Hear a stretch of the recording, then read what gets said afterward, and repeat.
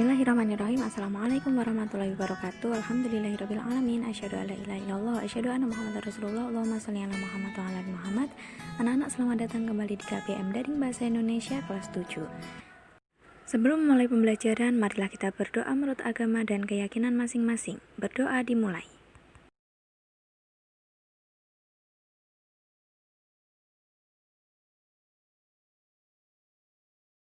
Berdoa selesai. Nah, anak-anak, bagaimana kabarnya? Semoga anak-anak selalu dalam keadaan sehat dan bahagia. Kali ini kita akan membahas LKS yang menjadi tugas anak-anak kemarin, yaitu halaman 54 sampai 56. Nah, ada beberapa dari anak-anak yang sudah mengirim dan ada juga yang belum, tapi tidak apa-apa. Sekarang anak-anak siapkan LKS-nya dan dibuka halaman 54 sampai 56. Baiklah. Sebenarnya ini lebih bagus jika ROM 1 kita bahas ya, tetapi karena kekurangan media, karena medianya daring dan anak-anak sambil menyimak LKS, jadi langsung saja anak-anak catat ya, sambil dibenarkan ya jika ada jawabanmu yang salah. Oke, baiklah, kita mulai.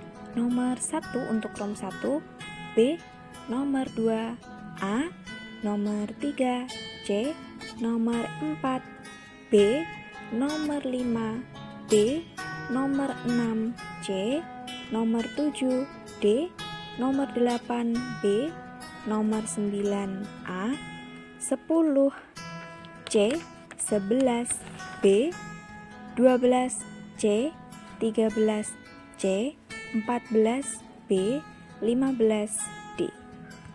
Nah, silakan dibenarkan bagi yang salah. Fungsi teks LHO ya, pertanyaan ROM 2 nomor 1. Jadi fungsinya itu boleh dijawab memberikan informasi tentang suatu objek atau situasi setelah diadakannya investigasi atau penelitian secara sistematis, atau boleh juga anak-anak menjawab sesuai LKS ya. 1. Melaporkan tanggung jawab sebuah kegiatan pengamatan. 2. Menjelaskan dasar penyusunan kebijakan. Dan 3. Atau sebagai sarana pendokumentasian. Nomor 2, perbedaan teks LHO dengan teks deskripsi ya. Ini ya perbedaan, anak-anak bisa lihat di layar. Yang pertama, isi teks LHO itu ilmu tentang suatu objek. Tapi kalau teks deskripsi biasanya pendapat. Yang kedua, objek yang dibahas bersifat umum, itu kalau teks LHO. Tapi kalau teks deskripsi sifatnya khusus, misalnya kucing ya, kucingku gitu ya. Yang ketiga, bertujuan menjelaskan dari sudut pandang ilmu, itu kalau teks LHO. Tapi kalau teks deskripsi itu dari sudut pandang penulis. Yang selanjutnya, objek atau hal dibahas secara sistematis, dirinci bagian-bagiannya dan objektif, itu kalau LHO. Kalau teks deskripsi sifatnya subjektif. Dan yang terakhir, memerinci objek secara sistematis dari sudut pandang ilmu ya. Tapi kalau deskripsi dari sudut pandang penulis. Nomor 2, ciri teks LHO ya. Yang pertama, objektif.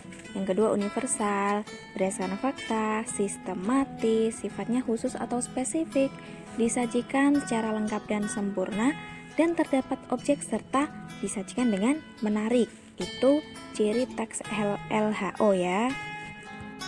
Nomor 4, pernyataan umum ya. Apa itu pernyataan umum? Itu sebenarnya sama dengan definisi umum, yaitu isinya pengertian dan informasi mengenai objek yang diteliti secara singkat. Jadi bagian-bagian umumnya terletak di pernyataan umum ini, biasanya terletak di paling awal.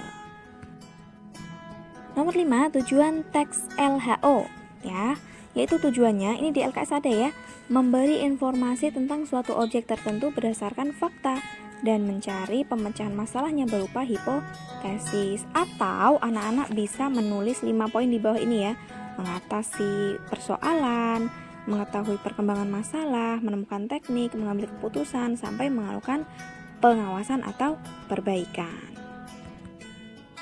Nah, itulah pembahasan singkat mengenai tugas kemarin.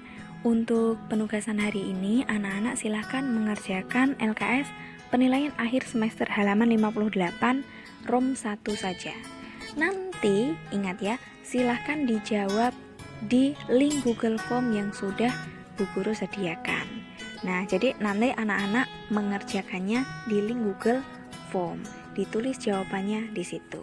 Gitu ya. Baiklah anak-anakku, alhamdulillah akhirnya selesai juga pelajaran kali ini. Mohon maaf karena keterbatasan saya sehingga kita tidak bisa membahas lebih detail seperti kalau pelajaran tatap muka. Oke, baiklah anak-anak, silahkan melanjutkan aktivitas. Jangan lupa tugasnya dikerjakan. Sebelum itu, marilah kita berdoa menurut agama dan keyakinan masing-masing. Berdoa dimulai.